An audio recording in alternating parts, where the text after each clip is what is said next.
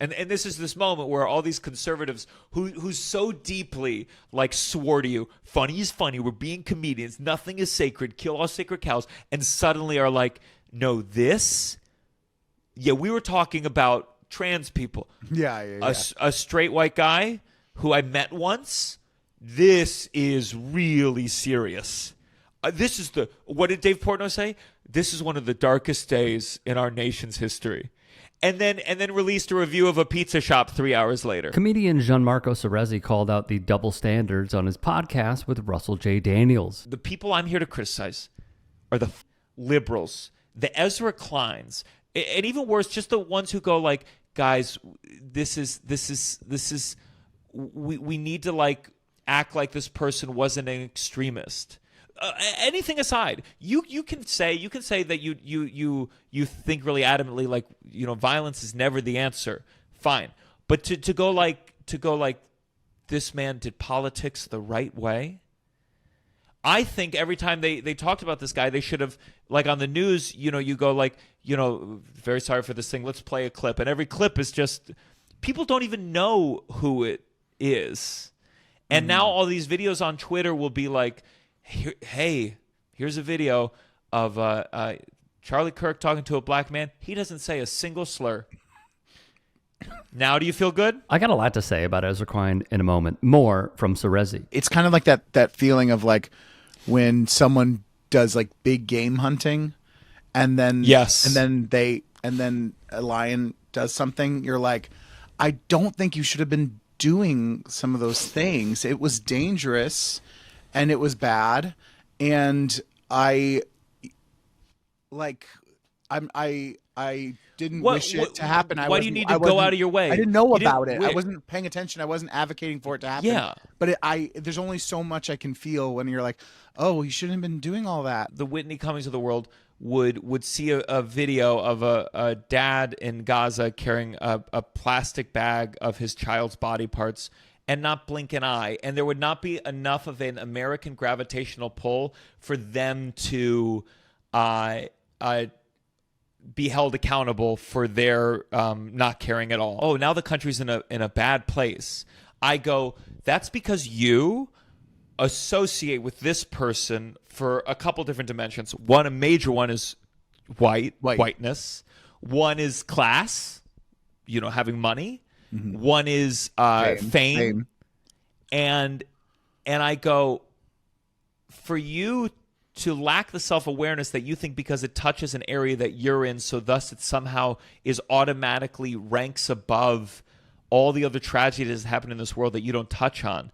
And you want everyone to buy into your thing that it is actually the most tragic, when there are people who have lost their kids in a school shooting, or have family members, or live in Palestine, or live in any other place that goes through strife, including in America. You are demanding and threatening, like those who don't buy into the seriousness of the thing that kind of just was in your orbit. You're full of shit. You're full of shit, and you should not be capitulated to. There was another shooting that day. If you don't equally talk about these people, then you hold no standing in my mind. This is all spot on, and I highly recommend all of y'all watch on his YouTube. I don't think anybody's ever had their last words be gang violence. It's usually like shouting a specific gang name, like Southside Crip, bang bang. It's never like gang violence, bang bang.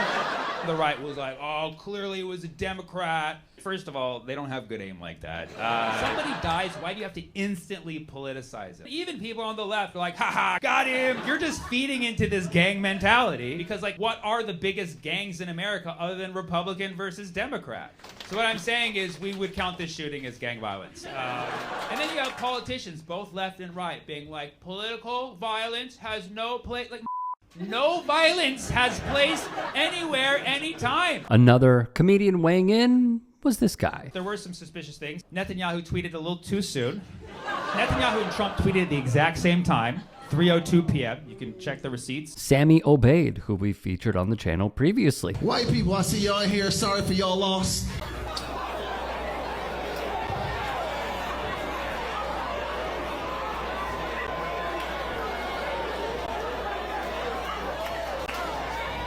I didn't know. I'm going to tell you, I didn't know who Charlie Kirk was 2 days ago. I had no idea who he was. I don't watch that channel.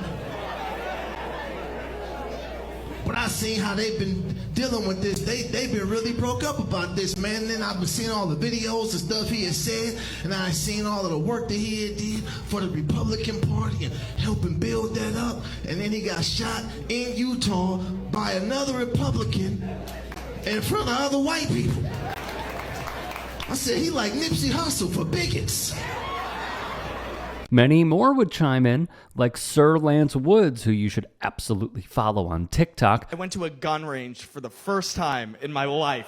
Yeah, I don't remember the name of it. I think it was called Northgate High School. Now,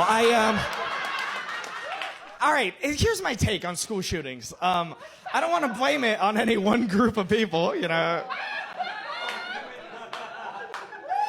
All right, but it seems like a lot of white people, okay? And the only reason I say that is I've been talking to my black friends, and they're all like, how about we segregate schools again? Because how's that sound separate but not lethal? Does that sound good to everyone? Did it with Wyatt Figurato, who's another y'all should be paying attention to. On the Ezra Klein stuff, and I am more than aware that there are many of you who are not as online as us, and also that we have to pay attention to this stuff, unfortunately, as I'm watching the Champions League, trying to just have some sanity left in my brain. He penned an opinion piece, all right, for the New York Times.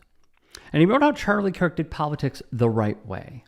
Klein would profess he was envious of how Kirk built a political movement, and he praised the deceased conservative commentator.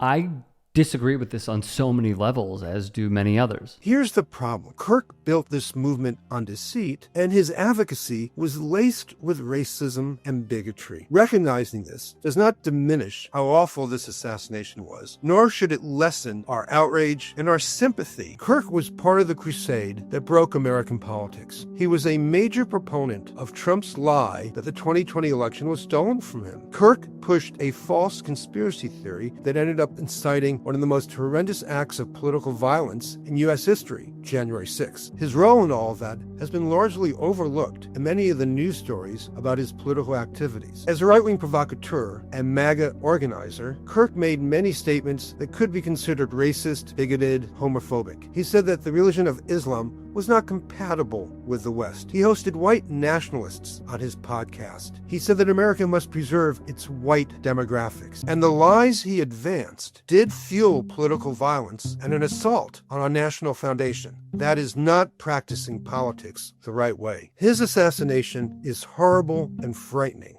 and should be denounced by all. It should prompt reflection on what is happening within our country and what we ought to do to prevent further political violence. But it should not protect Kirk or anyone else who engages in the politics of extremism from critical review. In closing, no one should be pew-pewed over politics. I don't believe it. I actually think my position is way more pro-life than the pro-life movement, as a matter of fact. I think what happened to him is awful. And it should be condemned throughout, okay? What I don't like is how, in the wake of this, we have a good amount of information, and Ken Klippenstein wrote a really good Substack about this, where he saw leaked Discord chats. Like Mike from PA broke down the internet culture behind what he had written on his weapon of choice, the alleged shooter. I mean, what gets me is just that they're waging a war on the left, and they have been for a while, when our position is pretty clear that, like, a majority of us don't want guns. We know how to end all of these shootings. And this guy has leanings that are pretty right, in my opinion. And as it has been dissected, like he's an internet troll. So that just gets me. It bugs me. And it also bugs me that, and I'm sorry for a lot of people that might be like learning the differences here as we're going on, but and I've tried doing my best at times, but just seeing how liberalism just doesn't work. Like, it ushered in so many different things. There are some good parts, sure. But the problem with the Ezra Kleins of the world is that he did it the right way. He also was a college dropout who like amassed this insane amounts of wealth because he was funded by right-wing billionaires. All of this was funded by right-wing billionaires. You know what that does? That gives him a head start. Like, doing it the right way? I don't think so, man. Like, I think his rhetoric was very dangerous, very bigoted. So I just don't see it. Like, I feel terrible for what happened. I feel terrible. And I feel bad most of all for his family and his kids. But like, this whitewashing of like who a person is, because we always do this when someone passes, whether tragically or not. It's in bad faith, and it's really unfair to those who trust you, Ezra. It's dishonest, man, and it's bad. I think it's okay for us to be really honest about the situation and holding up a mirror without essentially cracking it and putting the pieces together as you see fit to fit your narrative.